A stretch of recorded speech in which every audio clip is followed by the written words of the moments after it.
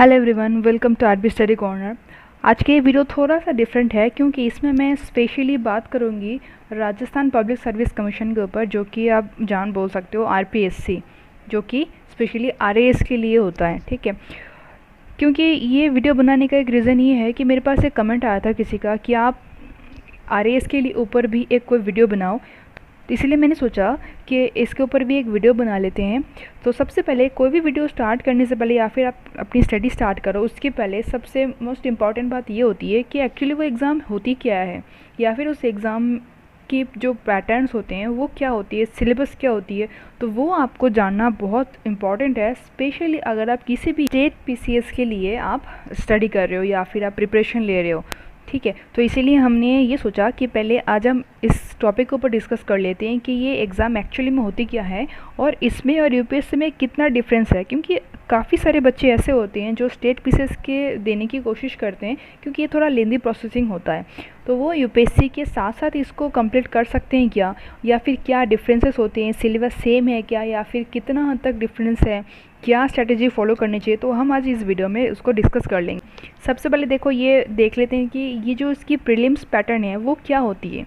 आपको एक चीज़ का ध्यान रखना इम्पॉर्टेंट है कि जो यूपीएससी कंडक्ट करता है एग्ज़ाम और जो आरपीएससी होता है, इसमें ना इन दोनों में आपको सिमिलैरिटीज़ भी मिलेगी और थोड़ा सा डिफरेंस भी मिलेगा।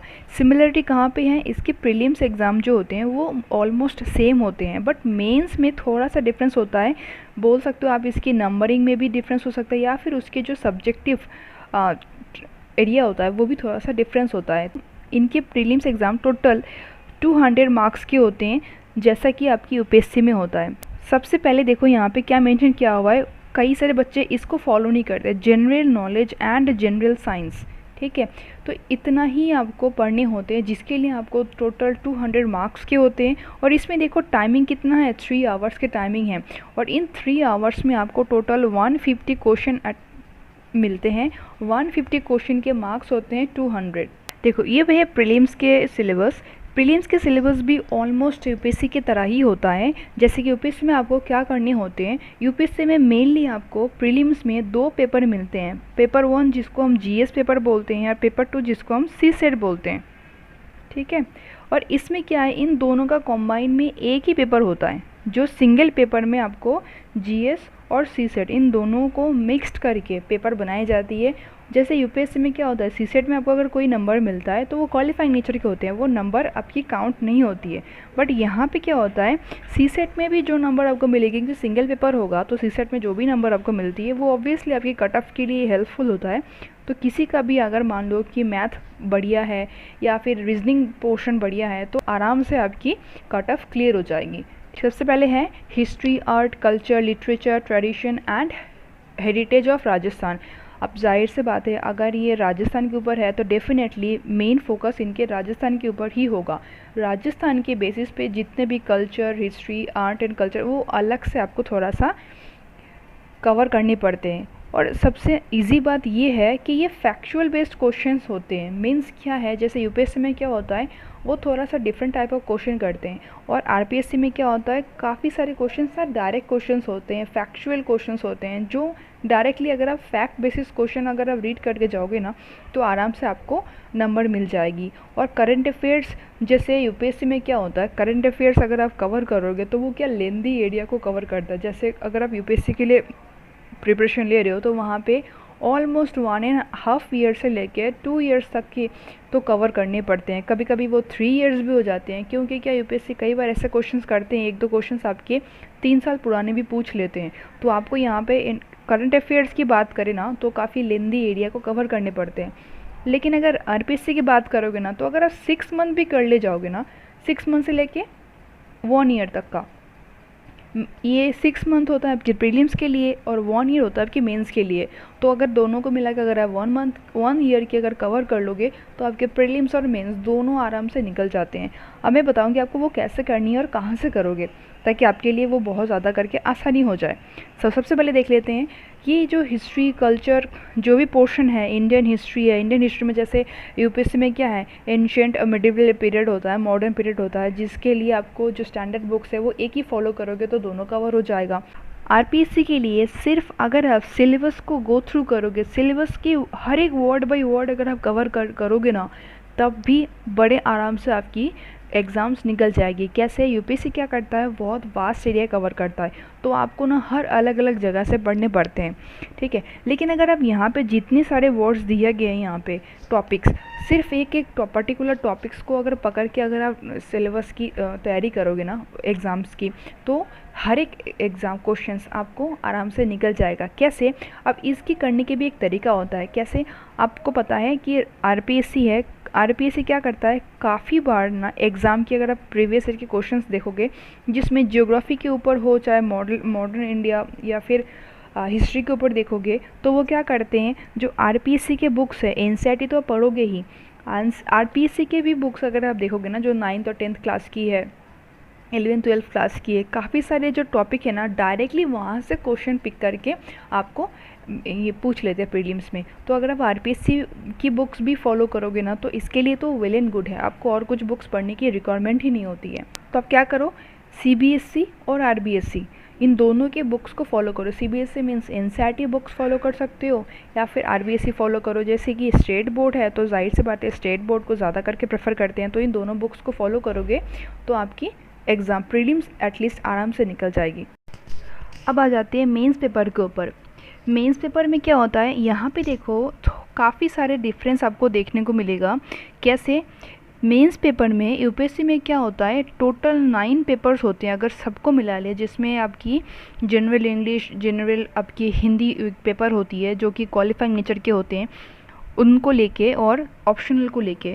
आरपीएससी में ऐसा कुछ नहीं होता, यहाँ पे टोटल 4 ही पेपर होते हैं, जिसमें आपको क्या होता है, सारे जो इसमें ऑप्शनल नहीं होता। सबसे बड़ी बात ये है कि आपको ऑप्शनल के लिए अलग से प्रिपेयर करने की ज़रूरत नहीं पड़ती है, वो पहले होता था, तो ये बहुत अच्छी बात है कि अभी ऑप्शनल हटा दिया गया है। अभी आपको टोटल 4 पेपर ही होते हैं, जीएस पेपर 1, 2, 3 एंड 4 में क्या होता है, यहाँ पे जनरल हिंदी और जनरल इंग्लिश मेंशन है, जो कि यूपीएससी में क्या होता है, आप क्वालिफाइंग नेचर के होते हैं, वो नंबर काउंट नहीं होता। यहाँ पे क्या होता है, हर एक पेपर 200 मार्क्स के होते हैं, 200 मार्क्स के होते हैं, और सबके लिए आपको 3 आवर्स करके टाइम मिलता है, और 200 मार्क्स के पेपर होते हैं। यूपीएससी में क्या होता है, 250 मार्क्स के पेपर्स होते हैं, सेम टाइमिंग भी सेम होता है। इसमें देख लेते हैं आपको कवर क्या करनी है। पेपर 1 बेसिकली है आपके general knowledge and general studies के ऊपर, जिसमें आपके यूनिट 1 में क्या आएगा, हिस्ट्री। इसके 3 पार्ट है। हिस्ट्री में क्या आ जाएगा, देखो, एक आएगा history, art and culture, literature, tradition and heritage of Rajasthan. जैसे कि मैंने आपको बताया कि आपको भी पता है कि राजस्थान के बारे में होगा, अगर एग्ज़ाम में आरपीएससी के लिए है तो जाहिर सी बात है मेन फोकस वो राजस्थान के ऊपर ही करेंगे, तो आपकी जो एरिया है ना, कवरिंग एरिया, वो कंट्रोल हो जाते हैं, छोटे हो जाते हैं, तो इसमें आप आराम से कर ले जाओगे। और सबसे बड़ी बात क्या है कि कुछ चीज़ें हैं ना, जैसे मानो ये जो पोर्शन है, ये आप अगर एक बार भी प्रिपेयर करोगे तो आपकी लॉन्ग टाइम के लिए बन जाती है। मानो आपने नोट्स बना लिया और ये आपने रख लिया, स्टोर कर लिया, तो ऐसा नहीं है कि इस साल अगर आप एग्ज़ाम मानो क्लियर नहीं हो पाती है वो एक बारी में, तो नेक्स्ट ईयर जब भी एग्ज़ाम दोगे तो ये सब बदल जाएगा। ऐसा कुछ नहीं होता है। अगर एक बार अगर आप इसकी नोट्स बना लोगे और उसी को ही बार बार रिवाइज़ करते जाओगे तो वो आपके लिए बेनिफिशियल है, तो ये कुछ चेंज नहीं होते हैं, तो ये एक बड़ी अच्छी चीज़ है। यूनिट 2 में क्या है, इकोनॉमिक्स पोर्शन आ जाती है। यूनिट 2 मीन्स ये पार्ट 1 में ही है, ठीक है। सेक्शन में को बता रही हूँ, पार्ट 1 में मतलब जीएस पेपर 1 के अंदर ही ये आएगा, बट ये यूनिट 2 है। इसमें देखो क्या है, major sector of economy, agriculture, industry and service में फिर आपको रिपीट कर रही हूँ, जो भी यहाँ पे वर्ड बाय वर्ड गिवन है आप उसी को ही सिर्फ फोकस करोगे, उसी को ही सिर्फ फॉलो करोगे, तो ही आपकी एग्ज़ाम क्लियर हो जाएगी। आपको अलग से कुछ भी मैं क्या पढ़ूँ, कहाँ से पढ़ूँ, कैसे पढ़ूँ, वो करने की ज़रूरत नहीं है। स्टैटिक पोर्शन भी आपका स्ट्रॉन्ग करो even through with the current affairs, क्योंकि करंट अफेयर्स में क्या होता है, स्टैटिक पोर्शन तो आपकी इम्पॉर्टेंट है ही, करंट में जो भी चीज़ चल रही है उससे रिलेटेड भी क्वेश्चन देखने को मिल जाता है।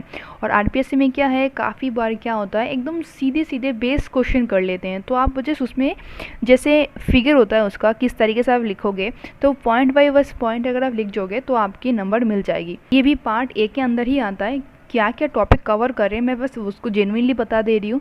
सोशियोलॉजी, मैनेजमेंट, अकाउंटिंग और ऑडिटिंग, ठीक है, ये सारे चीज़ें जीएस पेपर 1 के अंदर ही आता है, बट इसकी यूनिट अलग अलग है। देखो इसमें भी सोशियोलॉजिकल थॉट्स इन इंडिया, ये नॉर्मली आपको कहाँ मिल जाएगी, ये जो सोशियोलॉजी वाला पोर्शन है वो आपको जो 11-12 क्लास की एनसीईआरटी बुक्स है ना सोशियोलॉजी के, उसमें से आप पढ़ लो, आराम से आपकी कवर अप हो जाएगी। अगर पेपर 2 की बात करते हैं तो पेपर 2 में देखो क्या है, general knowledge and general studies. इसमें क्या आता है, एडमिनिस्ट्रेटिव एथिक्स आता है, जनरल साइंस एंड टेक्नोलॉजी, कुछ हद तक तो यूपीएससी की तरह ही होता है।